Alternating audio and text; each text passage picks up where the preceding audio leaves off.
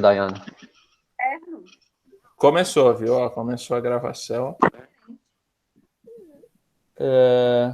Tá. Voltando lá ao que o Ramon e o Juan falaram da questão de o culto não começar ou não terminar no culto de verdade lá. Falem mais, Stefan. Aquele negócio, né? Tipo, ele não acaba nele mesmo, assim. Ele segue até a próxima semana, se eu não me engano, até antes do Salmo. Mas tem um motivo para isso. Vocês lembram qual que é? Ó, chutando um pouco assim, é que o culto não é só naquele momento de uma hora e meia que a gente tá na igreja. Porque com a vida toda a gente cultua a Deus. Ah, e a parte de confissão de pecados, porque daí você confessa os pecados da semana, assim. Isso aí também. Perfeito. Vamos ver aqui. Isso em termos de estrutura que vocês lembram. Sobre a liturgia de preparação, que é de fato a confissão e a absolvição, vocês lembram mais ou menos? Isso tinha sempre na igreja? Isso foi inserido depois? Quando era feito a liturgia de preparação?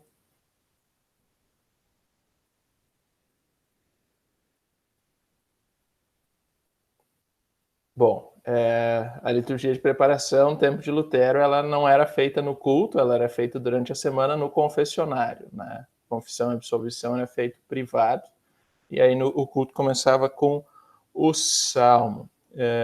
Eu não abri o meu arquivo aqui direitinho, mas mais ou menos é isso. E a liturgia da palavra, vocês lembram alguma coisa?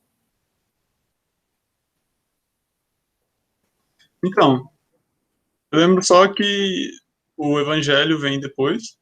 O Salmo vem primeiro, porque ele é tipo um evangelho do Antigo Testamento. Uhum. E o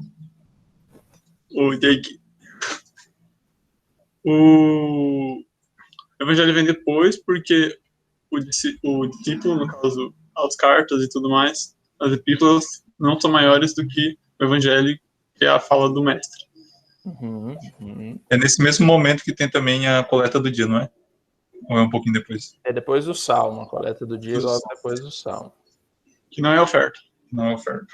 Uhum. E o que é oferta? Ofertório? Não. Não entendi a pergunta.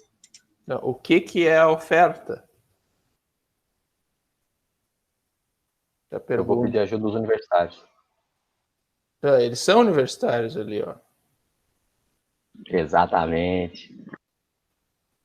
Não, mas por que nós ofertamos, então? O que nos motiva a ofertar? A oferta é, não sei se essa é a frase, mas a oferta é de gratidão, né? Isso, e ela vem logo depois da liturgia da palavra, né? Justamente porque Deus nos alimenta e toda palavra exige uma resposta. E a resposta do cristão é a gratidão e, consequentemente, a oferta.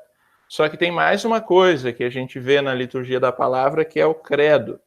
Vocês lembram alguma coisa dos credos?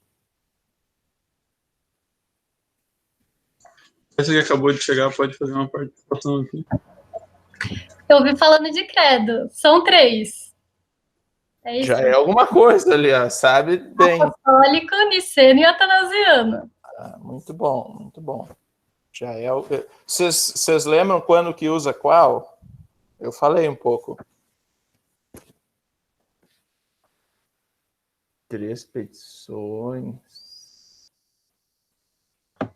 E quando tem Santa Ceia, né? Faz um específico. É isso? Exato. Apostólico, não é? Não. Niceno. Então, Niceno. O Niceno é quando tem Santa Ceia, o apostólico está ligado ao batismo, e o credo atanasiano, que é muito grande, ele só é confessado no domingo da Santíssima Trindade, porque é um credo que foi escrito justamente combatendo as heresias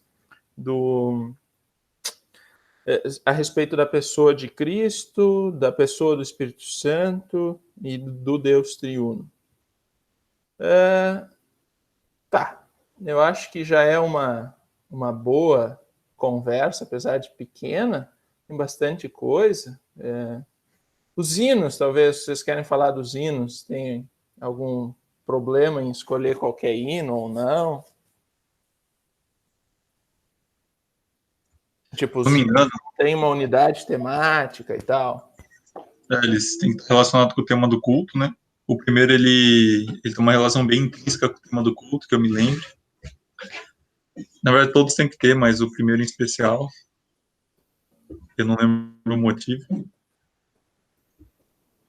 O que tem que ter mesmo é o do sermão. O primeiro hino é o hino de invocação e ele pode ser não ter tanto a ver com o tema do culto. É bom que tenha, mas pode ser do inário, pode ser do cancioneiro, mas desde que tenha a ver com o tema do culto, né? Falei para não cantarmos um hino de Natal no tempo de Quaresma, se não faz muito sentido. Vamos ver. Agora eu gostaria que vocês falassem o que acham desta imagem.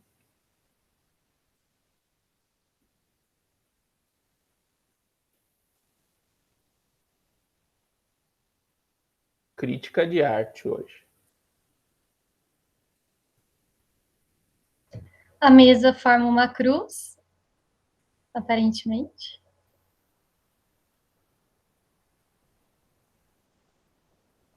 Certo. Eu estou lendo. É que é tanta informação e significado na imagem que eu fico até um pouco perdido, sabe? Por tudo que ela representa em tão pouco espaço. Uhum. Bom, vamos começar com o canto inferior esquerdo. Ali, Salmo 23:5. Alguém pode ler esse texto?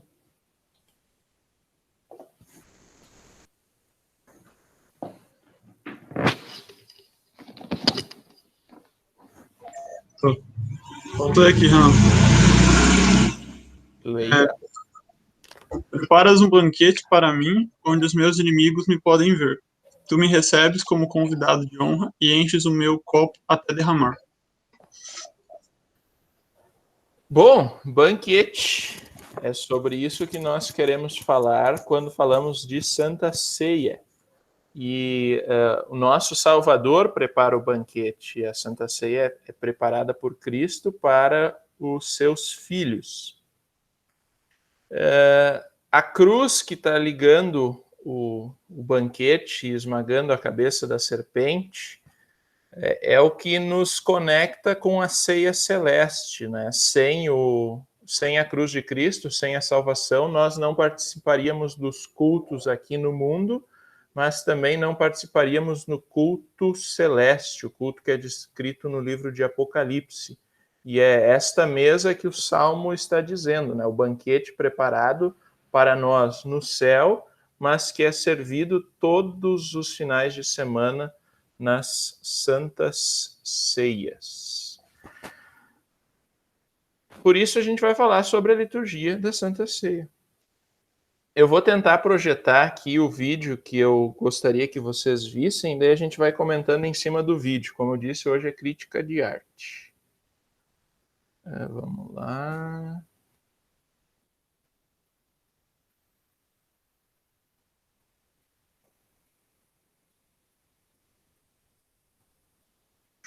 Fechou aqui. Agora, por aqui. Se alguém tiver uma internet bem legal assim e quiser compartilhar este vídeo, porque provavelmente vai dar uma travadinha, como eu acho que está dando.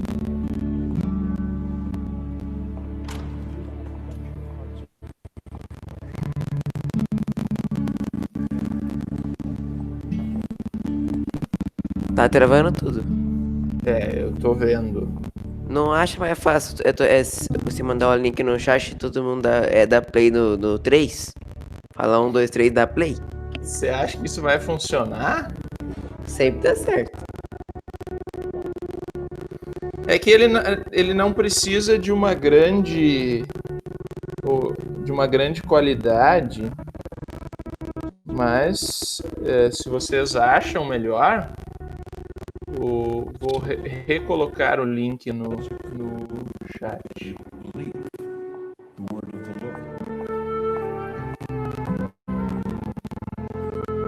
Quando a gente acha que vai funcionar, para de funcionar. Tá, a gente vai fazer esse teste aí. É que era interessante que também aparecesse na gravação do vídeo, Hans. A Mari tá rosteando já. Mas o da Mari também parece travadinho. E eu não tô ouvindo som.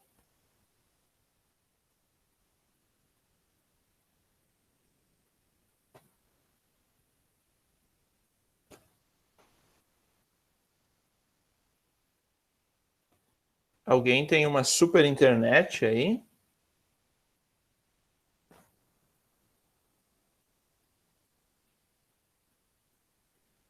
Ainda acho que o esquema do Hans é válido. Só deixar registrado aqui que a gente assistiu o vídeo, né? Mas aí vai dar boa. Eu confio que vocês assistam, então. O Gia tá tentando, vamos ver se o Gia vai. Tem que ter um processador bom e uma internet melhor ainda. Ah, mas o Gia tá indo. Boa, Gia.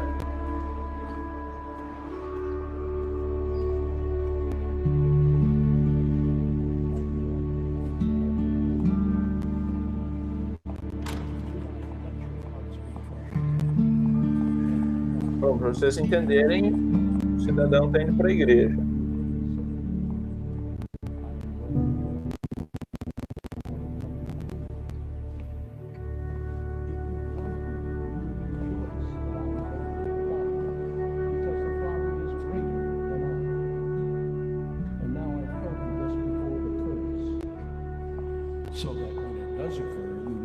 Isso não é uma igreja luterana, é uma igreja católica.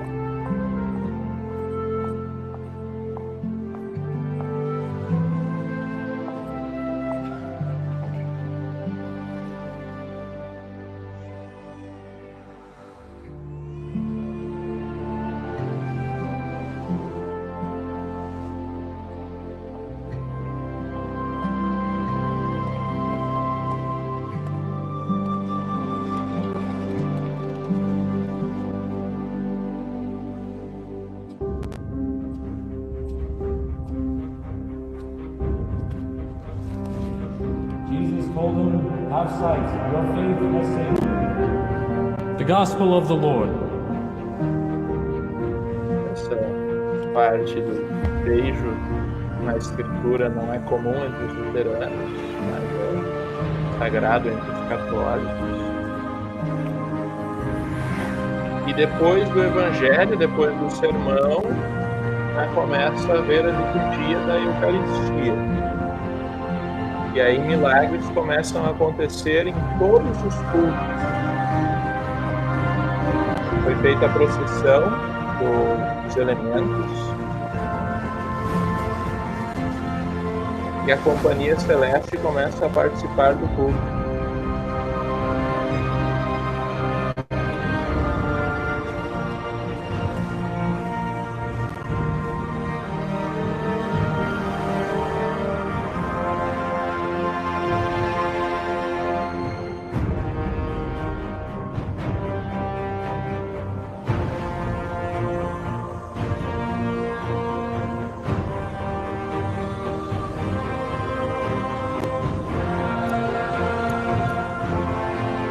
So with the angels and all the saints, we declare your glory. As with one voice we acclaim,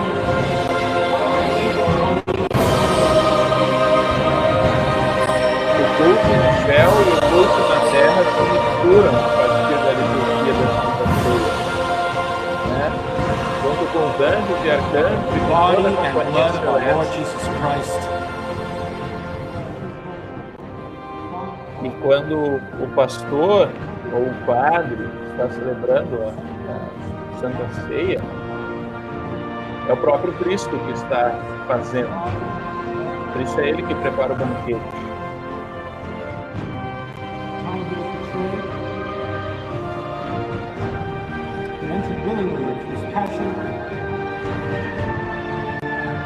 He took bread and giving thanks, broke it.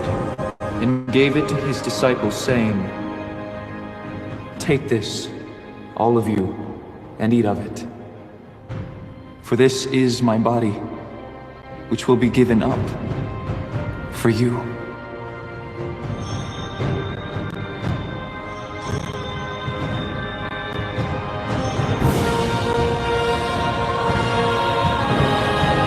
Isso é tão luterano quanto católico. Nossas igrejas levam a óbito. O próprio Cristo prepara a ceia e ele entrega o seu corpo e seu sangue.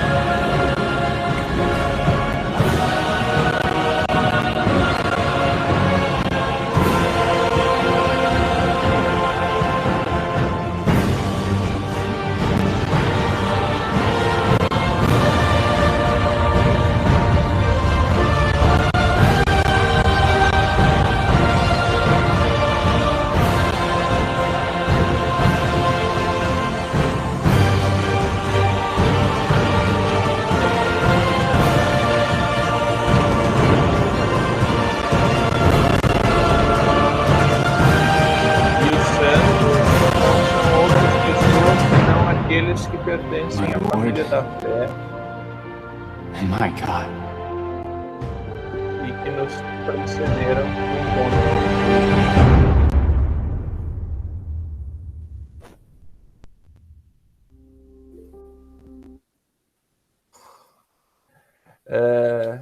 A intenção era mostrar quão milagrosa é a Santa Ceia, viu, Dag? Essa interpretação que a gente acaba perdendo, né? Se a gente tivesse, a gente amaria muito mais o sacramento, porque afinal é o nosso Salvador se entregando por nós. Basicamente, muito do estudo de hoje já foi visto, né? Tornou-se visível. E aí eu só vou fazer alguns pequenos comentários com vocês. Não tem muita necessidade de entrar tão profundamente no que eu escrevi. Se vocês têm alguma dúvida sobre o vídeo, vocês podem perguntar agora, né? E daí a gente conduz o estudo a partir disso.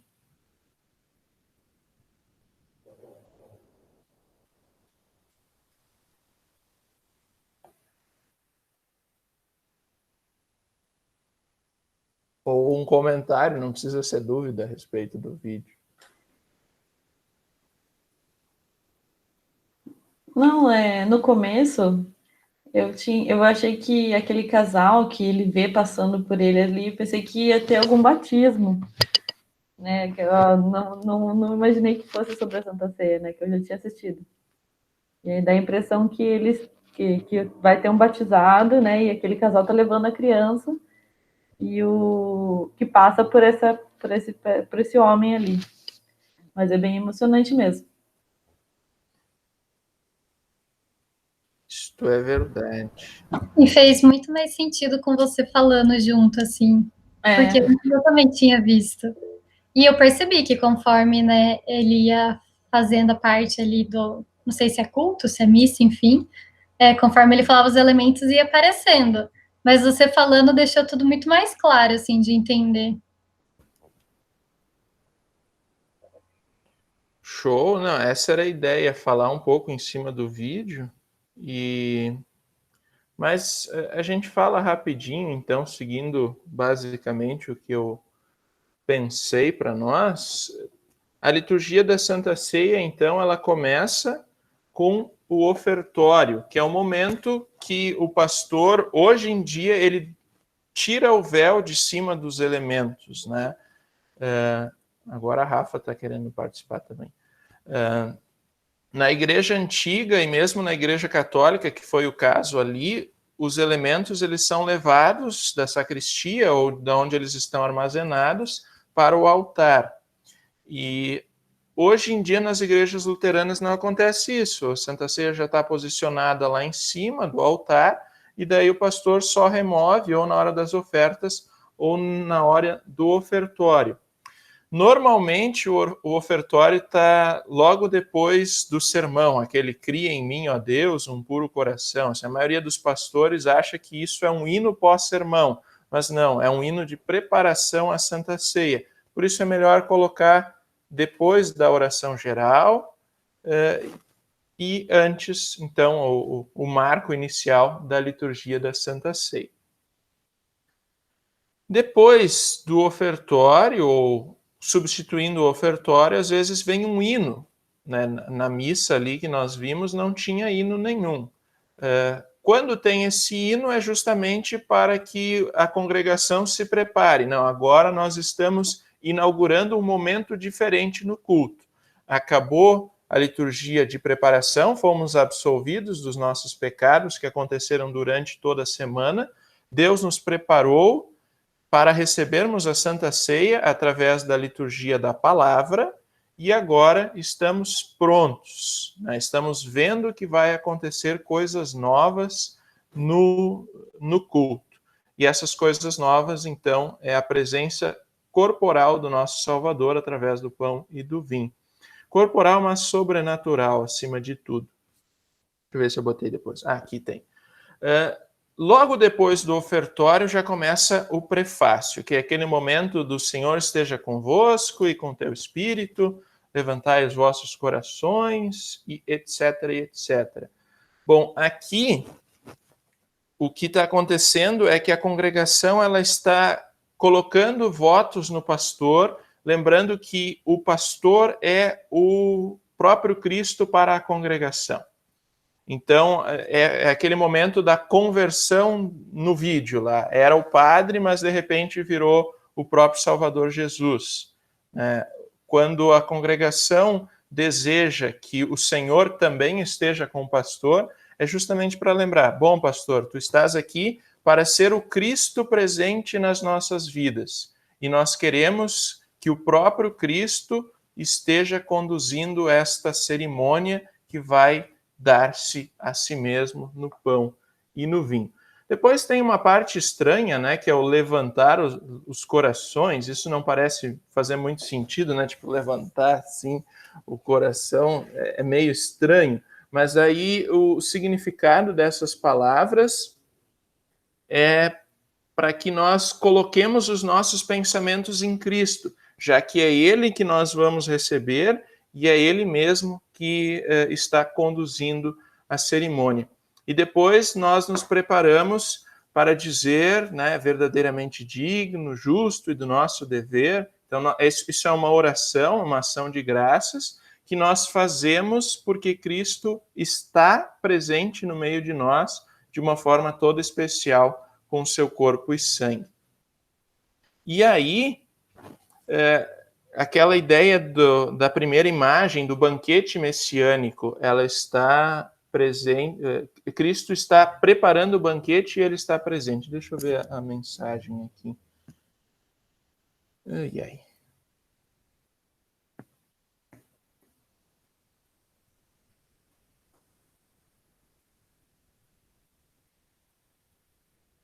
Se quem está presente na ceia é Cristo, que morreu por todas as pessoas, por que quem está em pecado não é recomendável participar da Santa Ceia? Porque a Santa Ceia é um momento íntimo com o teu Salvador, né, Jean? E o teu Salvador, ele não é apenas Salvador, ele é juiz e ele conhece todas as coisas.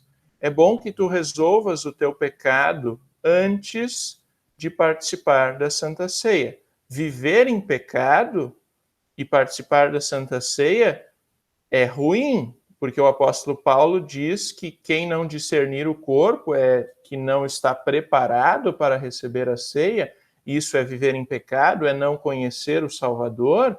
Bom, está sendo réu do próprio corpo de Cristo, e ser réu do corpo de Cristo é estar condenado ao inferno. Então, é bom que se resolva o pecado antes de participar da Santa Ceia. Por isso, para Lutero e toda a companhia dos reformadores, lá a confissão e a absolvição aconteciam não no culto, mas na semana, particularmente para pecados relativamente específicos. Não sei se isso responde a sua pergunta.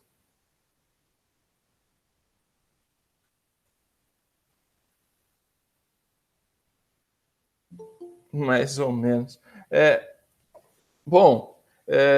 Digamos assim, Cristo morreu por um satanista, isso é verdade. Mas um satanista reconhece a ele como Salvador? Não. Faz bem que um satanista que está vivendo em pecado participe da Santa Ceia? Não, porque ele vai ser réu do corpo de Cristo. E isso vai ser ruim para a vida já e para a vida futura. Assim como outros tantos pecados. Deixa eu ver de uma outra forma também que seria interessante falar. Deixa eu pensar. Agora eu não consigo pensar. Mas isso é interessante conversar em outro momento, quando eu lembrar. Depois eu tento voltar a esse tema, e aí a gente fala um pouquinho mais. Se alguém tem alguma outra pergunta, pode ir fazendo aí, bem tranquilo. Tá. É verdadeiramente digno, justo e do nosso dever que em todos os tempos, em todos os lugares, te demos graças ao Senhor Santo Pai, poderoso, eterno Deus, mediante Jesus Cristo, nosso Senhor. Bom, agora é o momento que o céu se abre, o céu se rasga, o véu se abre, e agora nós temos na nossa congregação a comunhão dos santos, né, todos os anjos e arcanjos, toda a companhia celeste participam do culto. E companhia celeste são exatamente aquelas pessoas que partiram antes de nós. E eu lembro que eu falei diversas vezes para você sobre os próprios do dia, mas eu nunca exemplifiquei. E no prefácio existe um momento que se varia, que se chama prefácio próprio. Aí eu coloquei 3 tipos, né?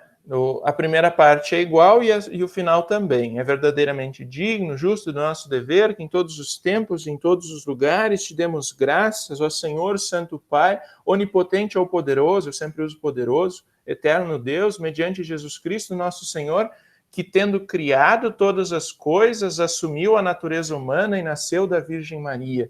Por nossa causa, ele morreu sobre a cruz e ressuscitou dos mortos para acabar com a morte, cumprindo assim a tua vontade e ganhando para ti um povo santo. Bom, aqui, né, neste prefácio, nós louvamos alguma coisa do nosso Salvador. Aqui, em especial, o ter assumido a natureza humana, nascido pela Virgem Maria, morrido na cruz, ressuscitado, a fim de acabar com a morte.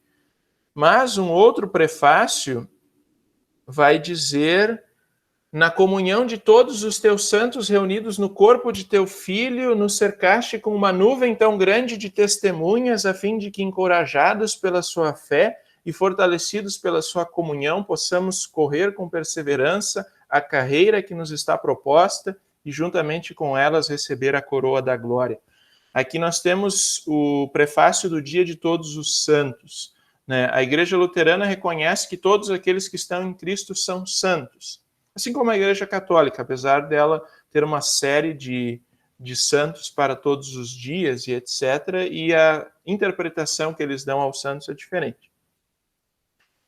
Mas nós cremos que Cristo está cercado com uma grande nuvem de testemunhas, é o texto de Apocalipse, né? Aqui, basicamente, é um grande resumo do livro de Apocalipse. E um terceiro, né, mediante Jesus Cristo, nosso Senhor, que na sua transfiguração revelou a sua glória aos seus discípulos, a fim de que eles fossem fortalecidos para proclamar a sua ressurreição e com toda a fidelidade aguardar pela glória da vida eterna. No prefácio, nós somos convidados a agradecer a alguma coisa da obra da redenção feita por Cristo.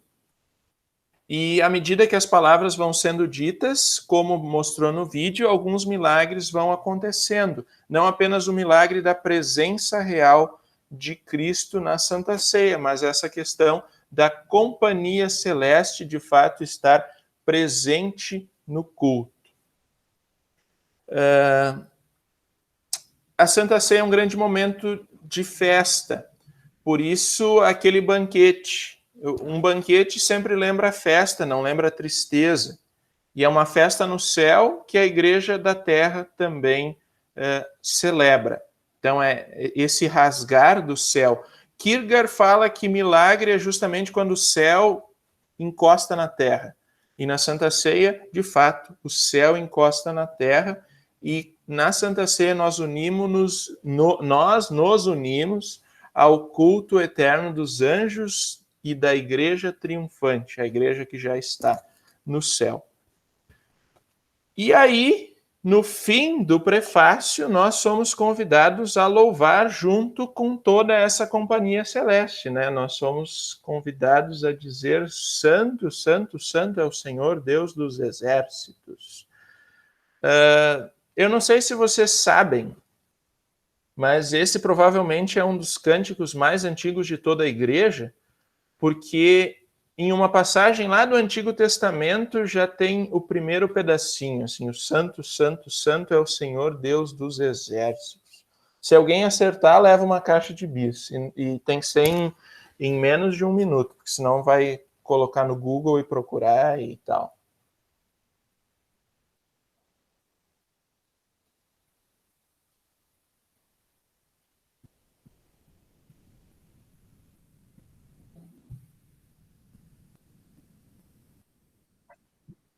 Moisés. Não. E aí? Não, tem que acertar a passagem, não o personagem. Vai estar lá em Isaías 6, tá? Em Isaías 6 nós já temos uma visão do céu, dos serafins cantando Santo, Santo, Santo é o Senhor Deus dos exércitos. Só para lembrar que quando se repete 3 vezes tem aquele aspecto trinitário. Ó, a Bia entrando. Tem aquele aspecto trinitário, né? O nosso culto é ao Deus triuno e em diversos momentos nós vemos elementos na liturgia que nos fazem lembrar da nossa fé no Deus triuno. E essa questão dos santos é exatamente isso. E depois tem o tríplice Hosana, mais uma vez o bendito, e agora eu quero ver, essa é fácil, não vai valer nenhum brinde. Em que momento se canta ou se fala bendito e Hosana nos cultos, na igreja cristã, todos os anos, assim, é inegável, e não é em um momento de liturgia da ceia, mas sim de liturgia da palavra.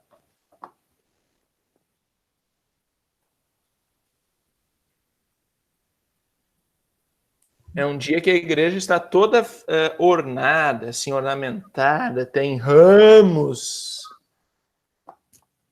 Domingo de Ramos. Oi. Ah, muito bom, muito bom. Mas tem mais um momento.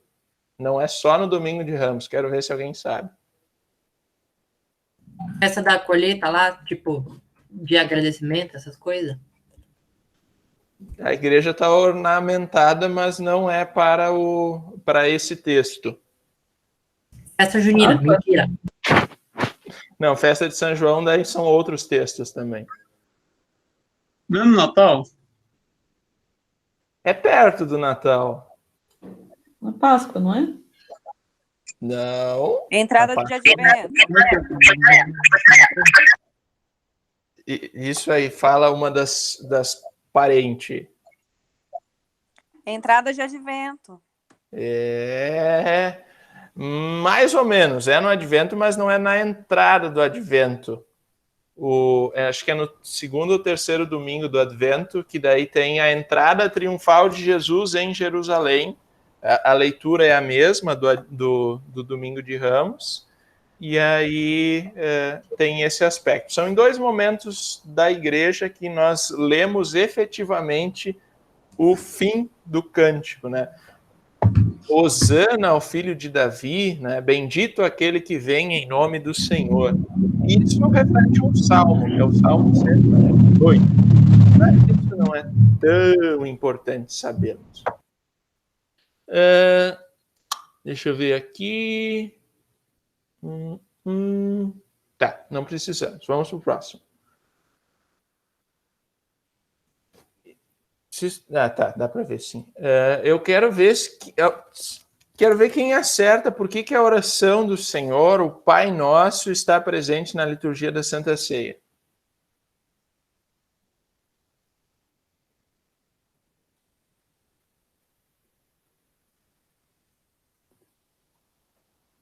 Não é muito difícil, pessoal. Lembrem-se dos elementos da ceia e da oração. Da parte do nosso. Ah, isso aí, já tem um começo. Mas por que a parte do pão nosso? É porque esse pão não significa todas as coisas assim que nós precisamos. E a Santa Ceia não está incluída aí como a salvação e o perdão de todos os pecados. Exatamente. O pão não é apenas pão físico, mas é pão espiritual. E aí nós temos essa questão da Santa Ceia. Só que tem mais dois elementos do Pai Nosso que podem ser encaixados com a Santa Ceia. A vinda do reino de Deus, a vinda do rei, né? O reino de Deus é onde o rei está, ou seja, onde Cristo está, e Cristo está no pão e no vinho. Então, venha o teu reino, o reino de Deus se faz presente entre nós na Santa Ceia. E o perdoa-nos as nossas dívidas. A Santa Ceia dá perdão, vida e salvação para aqueles que confessaram seus pecados, né, creem no Salvador Jesus como seu Senhor e Salvador, querem corrigir a sua vida pecaminosa, tem todos aqueles aspectos da liturgia lá de preparação, mas que também tem a ver com isto aqui. E depois da oração vêm as palavras da instituição. Alguém sabe dizer para que servem as palavras da instituição?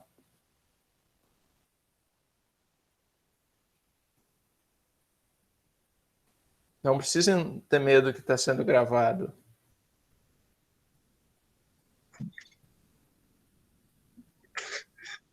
Não é para consagrar os elementos, para que o pão e o vinho não sejam apenas pão e vinho, mas que tudo seja Santa Ceia. Mas será que isso não tem um aspecto de magia? Mas é sobrenatural, não? Não digo magia, mas...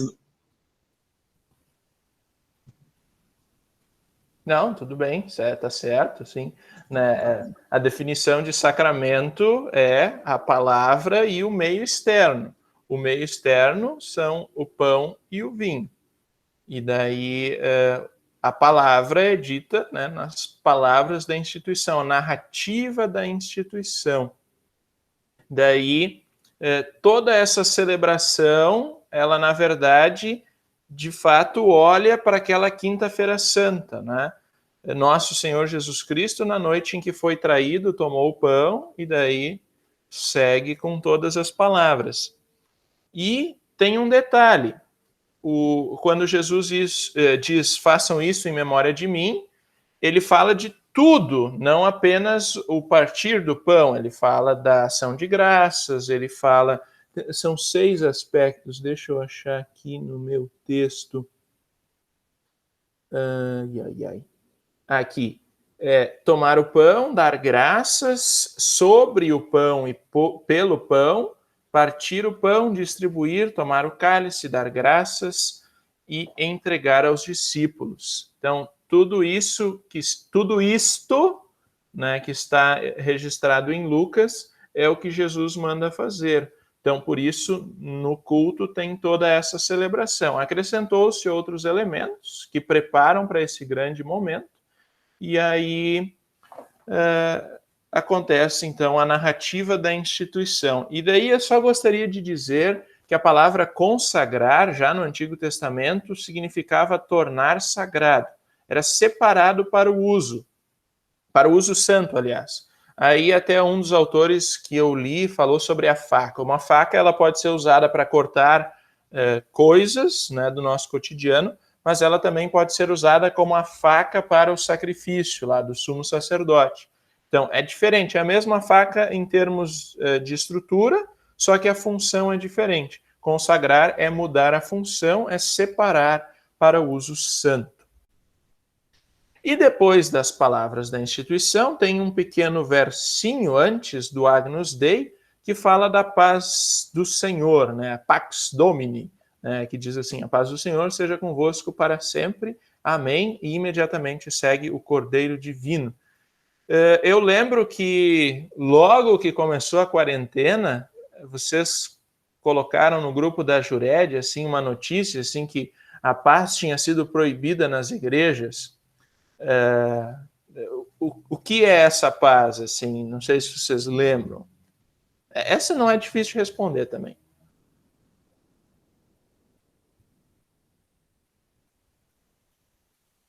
Não é muito comum entre os luteranos, mas eu lembro que a Jéssica disse que foi numa missa católica, então ela deve saber o que é. É o momento que os irmãos fazem alguma coisa.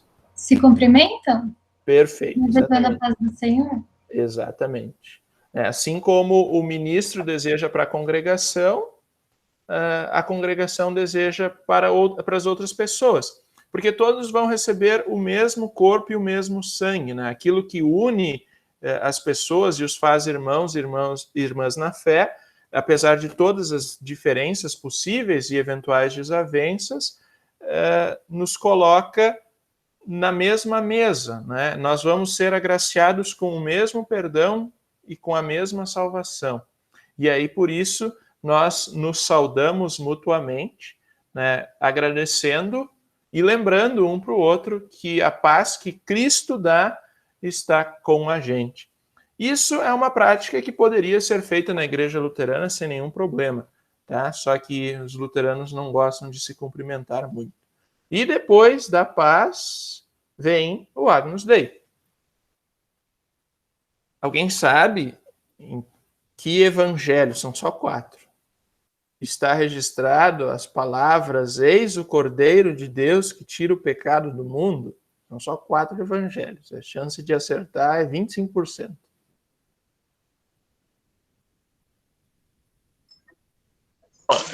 É um só. É em um só. É, João. Boa, João. Hans, muito bom, tá certo. E eu achei que o Ramon ia saber, porque ele assistiu a reunião das crianças lá que falou sobre João Batista. João Batista que diz essas palavras no Evangelho de João. Não foi João Batista que escreveu o Evangelho de João. Mas daí fala, né, eis o Cordeiro de Deus que tira o pecado do mundo. E o Cordeiro de Deus, a gente sabe que é o nosso Salvador Jesus. Mas eu gostaria que alguém lesse Isaías 53, 6 e 7.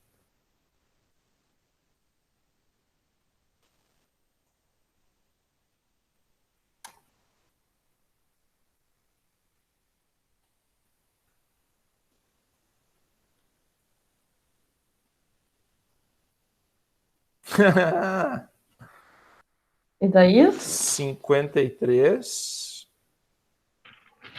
versículos 6 e 7. Todos nós éramos como ovelhas que se haviam perdido. Cada um de nós seguia o seu próprio caminho. Mas o Senhor castigou o seu servo, fez com que ele sofresse o castigo que nós merecíamos.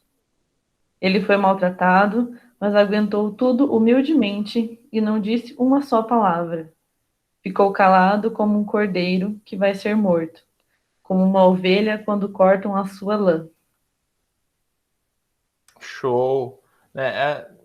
Isaías 53 fala do cordeiro que seria sacrificado. E João fala do Cordeiro de Deus que tira o pecado do mundo. E aí a gente conecta, então, o nosso Salvador com aquele cordeiro prometido lá em Isaías. Em outros textos da Escritura também se fala de Jesus como um cordeiro, especialmente em Apocalipse. E aí, quando nós cantamos o Agnus Dei, nós estamos adorando a Cristo, nosso Senhor, reconhecendo que Ele é o nosso Cordeiro Pascal e rogamos pela sua misericórdia e sua paz que foram conquistadas na cruz. Dessa forma, o Agnus Dei é a expressão da comunhão espiritual do crente com Cristo, a quem o cântico é dirigido. E depois do Agnus Dei, ou mesmo durante o Agnus Dei, nós já temos a distribuição da Santa Ceia. E a distribuição da Santa Ceia ela pode ocorrer em forma de fila, em forma de mesa. Isso não existe nenhuma regra específica, Se ela for celebrada em forma de fila, ela lembra que a igreja está sempre peregrina, né? A igreja sempre é peregrina. Ela está caminhando rumo à vida eterna. Então, é interessante. Mas quando ela é celebrada em forma de mesa, justamente lembra a mesa da comunhão, a mesa que é preparada, a mesa que é sugerida lá no Salmo 23.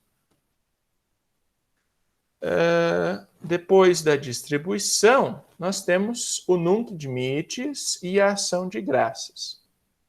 O Nunc Dimittis é uma conclusão, é uma forma interessante de terminar a Santa Ceia, porque ela conecta todo o ministério da comunhão, ou seja, o ministério da Santa Ceia, com o da encarnação. Tanto o ministério quanto o mistério. O cântico, na verdade, foi cantado por Simeão quando ele viu o pequeno menino Jesus, lá em Lucas 2, 29 a 32.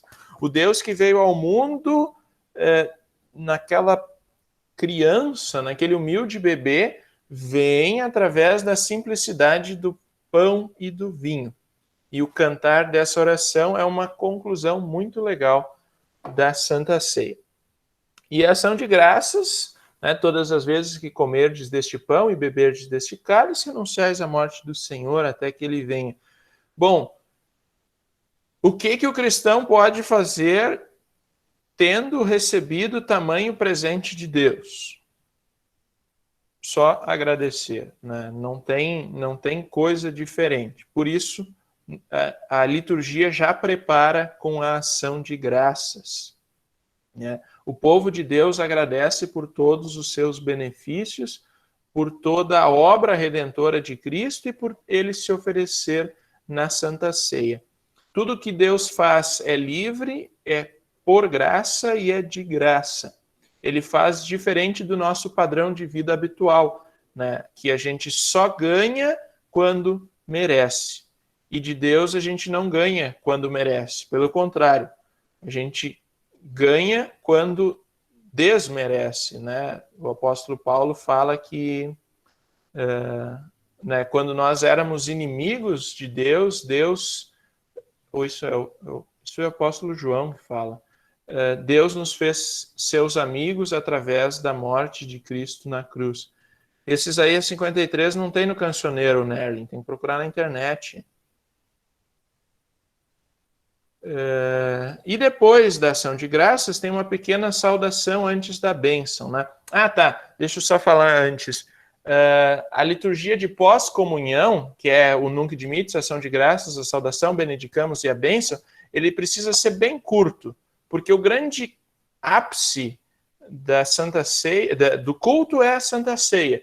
Então, nós tivemos tamanho momento íntimo com Deus, e agora, então, é o momento de vivermos a nossa vida, né? Deus nos despede para vivermos a nossa vida. E aí, por isso ele é tão curto. Quanto mais perto da Santa Ceia, melhor. Tem pastores que omitem algumas partes e do fim da Santa Ceia já abençoam ou falam os avisos antes e depois abençoam.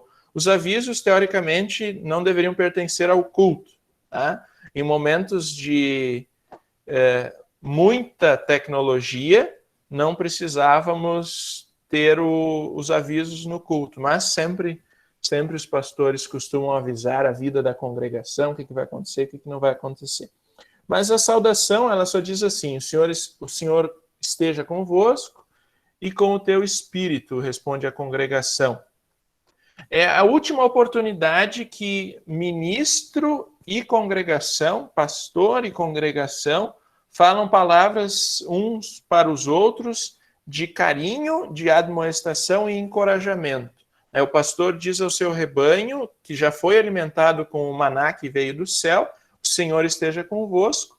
Ou seja, o ministro está dizendo assim, à medida que vocês forem para suas casas, levem a Deus para dentro dos seus lares, dentro do seu trabalho e do seu lazer. E o povo responde, e com o teu espírito, dizendo, nós queremos que este mesmo Senhor esteja contigo, pastor, e que ele abençoe a tua semana. Né? ambos queremos que nossas mentes, corações, palavras e atos estejam carregados da presença do Senhor. Aí depois vem o benedicamos, né, que é bendigamos ao Senhor, bem dizer ao Senhor, e damos graças a Deus, ou demos graças a Deus, é uma pequena oração que termina cada livro dos Salmos. E depois de tudo isso, então, sim, vem a bênção. E a bênção, ela é o ato sacramental final do culto. É a última ação de Deus no culto. Mas isso não significa que é o fim do culto. É a última ação de Deus no culto. Mais um bombom virtual para quem acertar. Onde está registrada a bênção que nós usamos nos nossos cultos?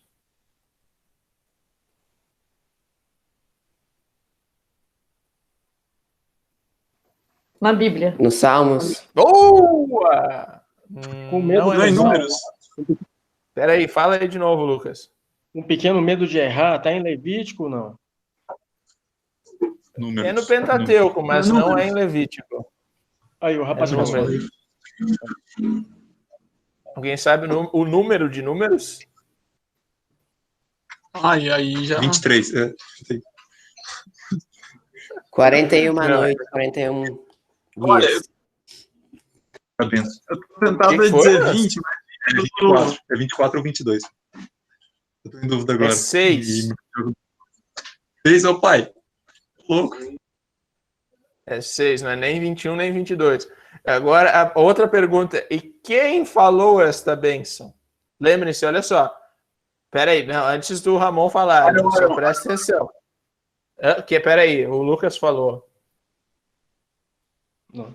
Tá, segura aí, deixa eu falar primeiro aqui, ó. A bênção é a bênção araônica. Então, quem falou? E quem ele era? Para deixar um pouquinho mais difícil. Cara, Arão, né, que era o braço direito de Moisés ali, né? Isso. Era irmão dele, O braço né? direito é irmão, né? Arão era irmão de Moisés. Mas é isso mesmo, né? A bênção... Deus diz para Arão que ele deve abençoar o povo daquele jeito. E daí nós ainda hoje abençoamos assim. Tem gente que diz que essa bênção não é trinitária. Isso aqui está errado. Porque em 3 momentos nós falamos o Senhor e o Senhor. É só chutar o quê?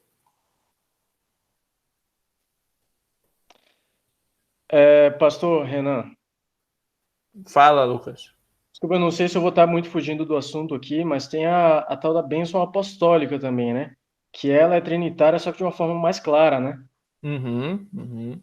Sim, são. Estagiário tem gente que chama de pastor, viu, Nerlin? É pastor estagiário, né? Viu? Só porque é que o pessoal aqui, Lucas, só me chama de Renan. Eu prefiro que me chame de Renan, porque de fato não sou pastor. Mas aí, quando alguém fala pastor, assim, né, aí a gente fica contente. Mas sim, né, a bênção apostólica, ela fala, né, Deus abençoe em nome do Pai, do Filho e do Espírito Santo. Então, ela registra bem e ela fecha. Não, Vilmar não pode chamar, não. Ela fala seriamente, então, ela termina o culto do mesmo jeito que ela começa, né? Que o culto começa, né? Em nome do Pai, do Filho e do Espírito Santo. Lembrando o caráter trinitário de todo o culto. Mas depois da bênção é costume que acho que vai isso. Depois da bênção tem aquele hino final, né? Muita gente canta o hino final. Só que a pergunta que o Ramon e o Juan já responderam, né, é se o culto de fato acaba quando Deus nos abençoa ou não. E por que não?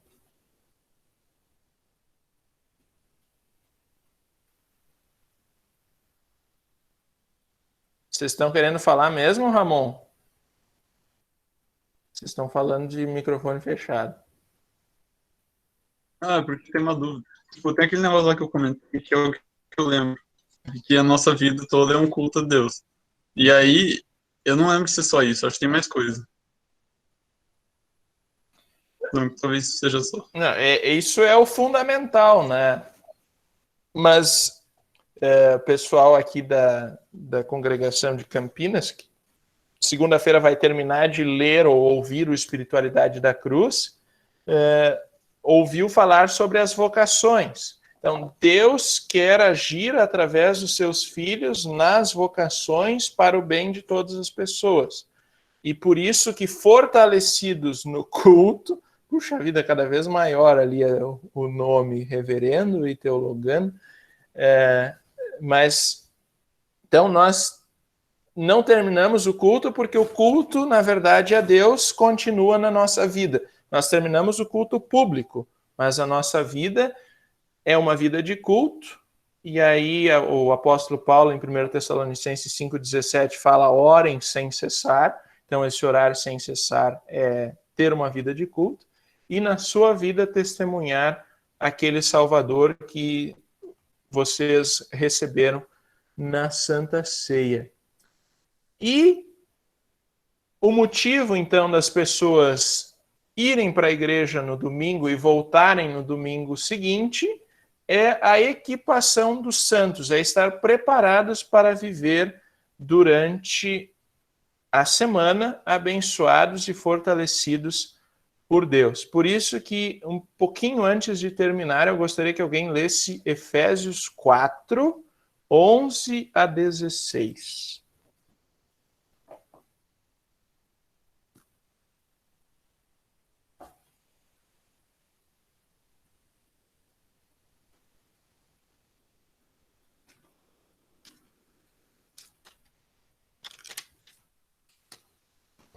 Eu posso ler. Desculpa, Efésios 4, 11 a 16.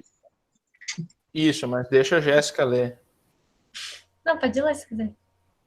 Você já desligou, falei.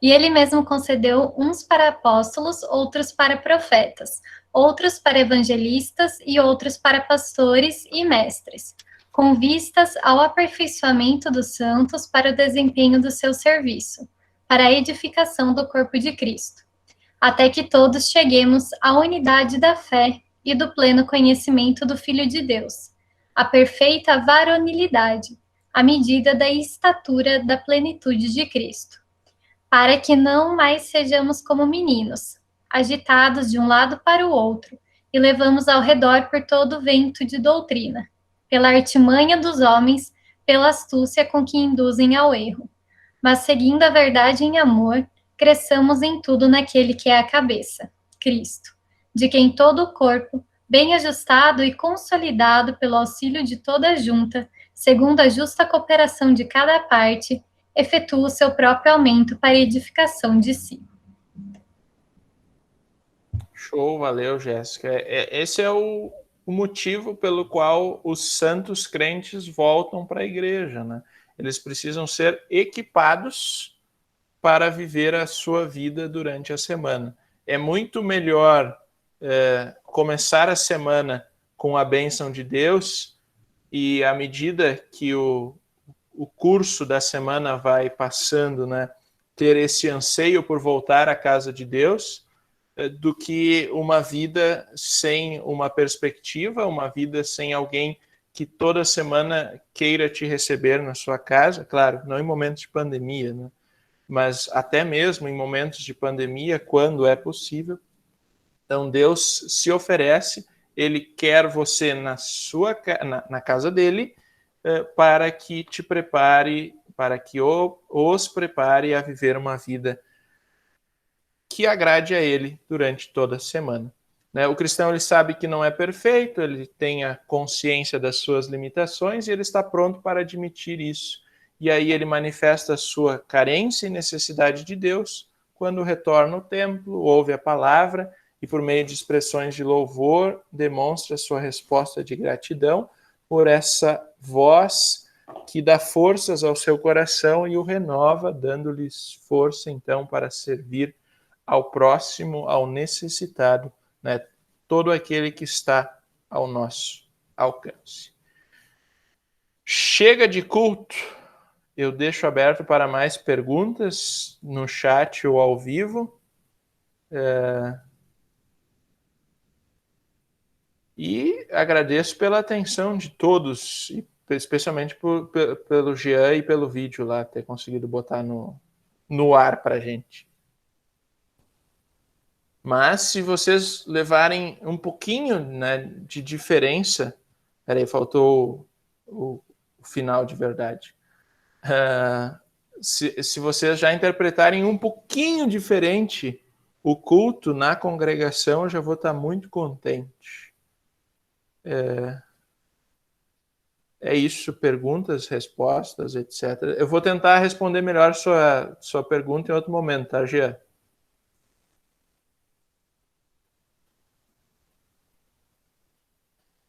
Eu não consigo mais fechar. Alguém?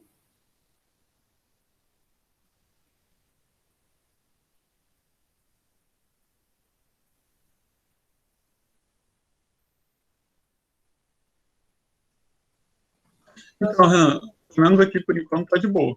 Talvez depois apareçam perguntas e o seu privado notifique. Tudo bem? Isso significa que vocês estão em dúvida e querem conversar mais.